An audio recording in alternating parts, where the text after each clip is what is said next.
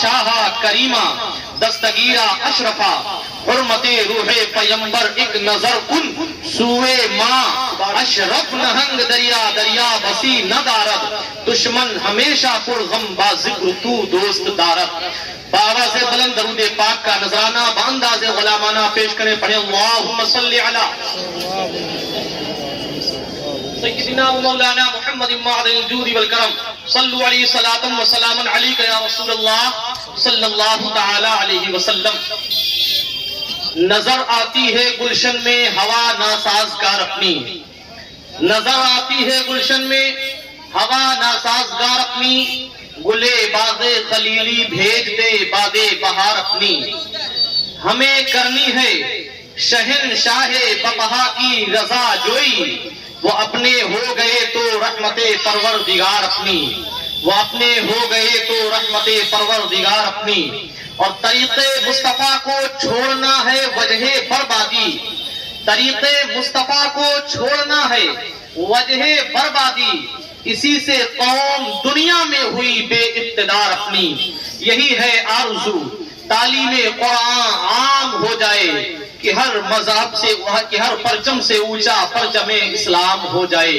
محترم سامعین، خطبہ مسنونہ کے بعد ہم نے جس آیت شریفہ کو اپنا سرنامہ کلام بنایا ہے، انشاءاللہ مولا تعالی تھوڑی دیر اسی آیت شریفہ کے تحت گفتگو کرنے کی سعادت حاصل کروں گا.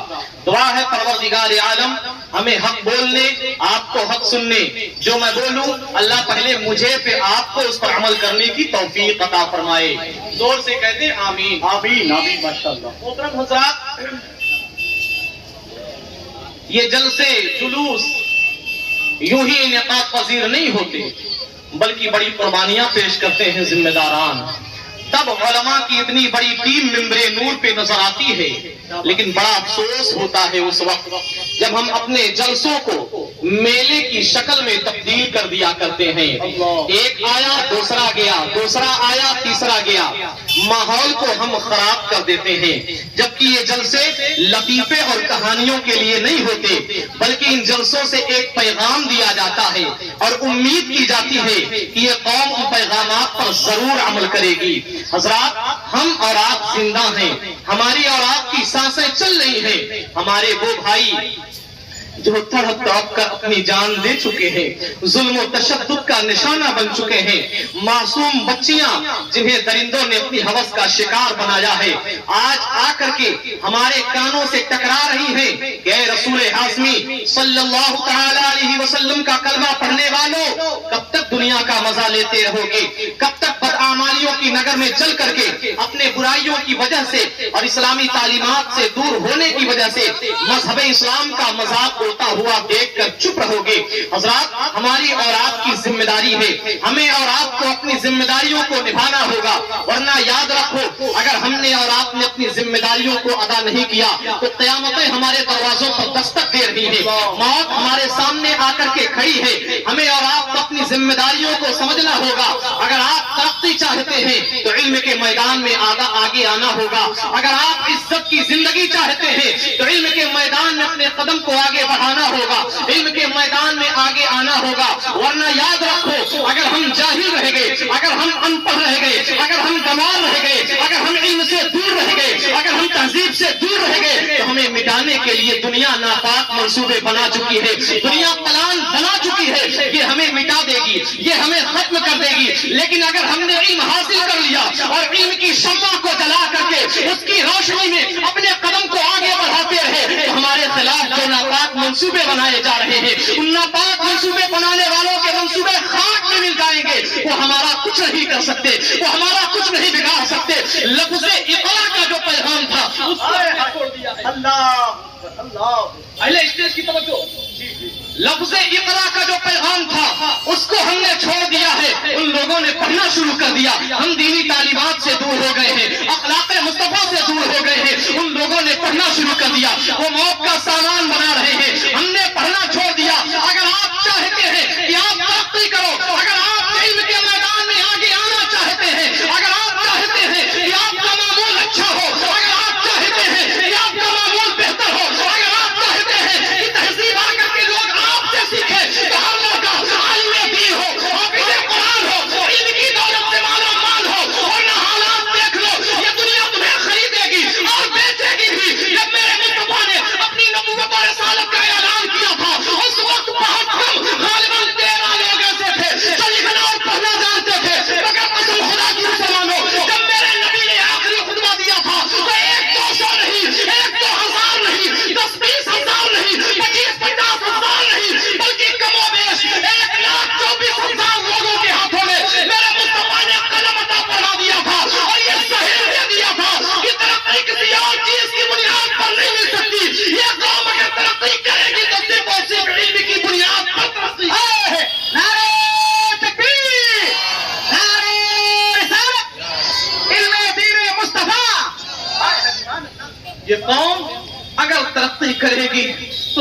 صرف علم کی بنیاد پر ترقی کرے گی.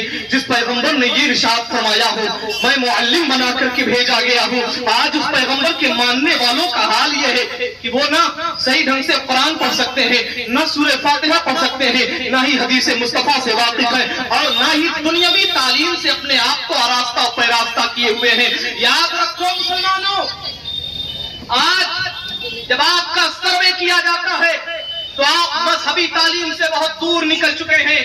ہندوستانی حکام جب آپ کا سروے کرتے ہیں تو وہ لوگ جو آپ کے سامنے کھڑے ہونے کی تاب نہیں رکھتے تھے وہ بھی تعلیم میں آپ سے آگے نکل چکے ہیں. آپ تعلیم میں ان سے پیچھے ہو گئے ہیں. تعلیم میں پیچھے ہونے کی وجہ یہ ہے کہ ہم لطیفوں کے عادی ہو گئے ہیں, تفریح تباہ کے لیے جلسے اور جلوس میں شرکت کرتے ہیں. ہمیں علماء کے پیغام سے کوئی مطلب نہیں ہوتا.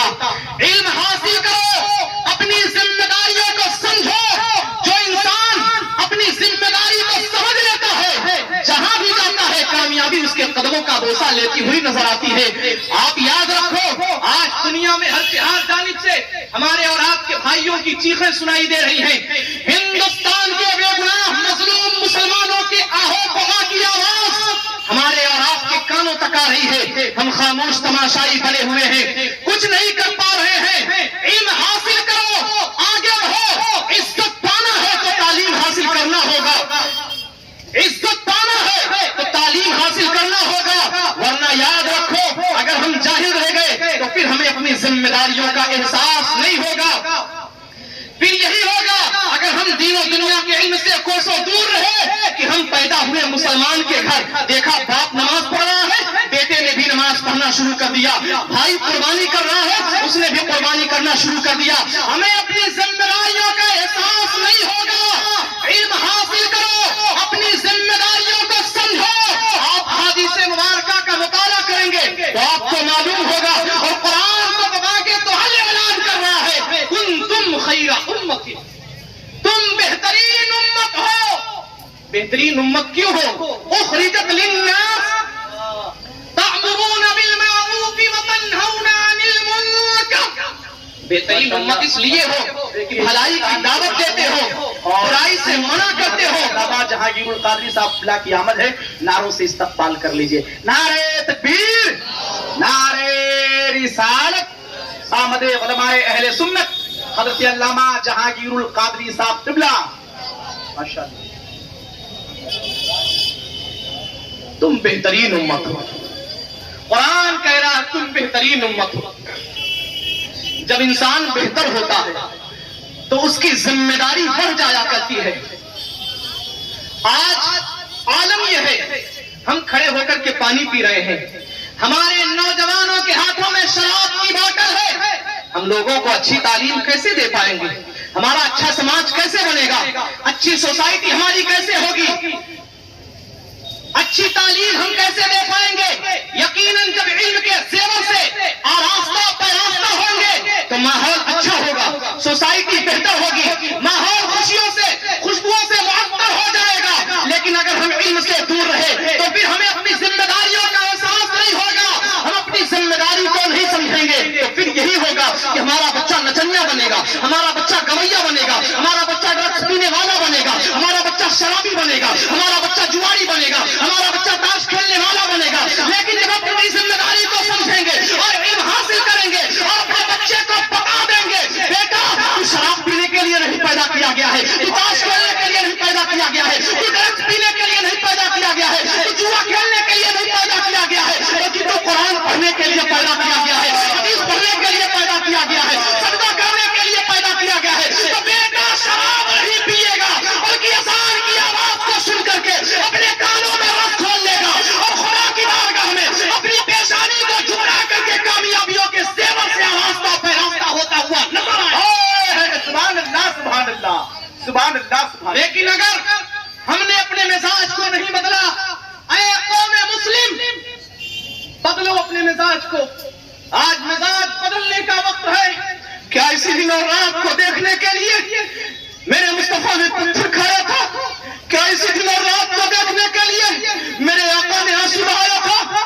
کیا اسی دن اور رات کو دیکھنے کے لیے قتل مصطفیٰ کی جو منصوبے بنائے گئے تھے اس کو میرے آقا نے برداشت کیا تھا؟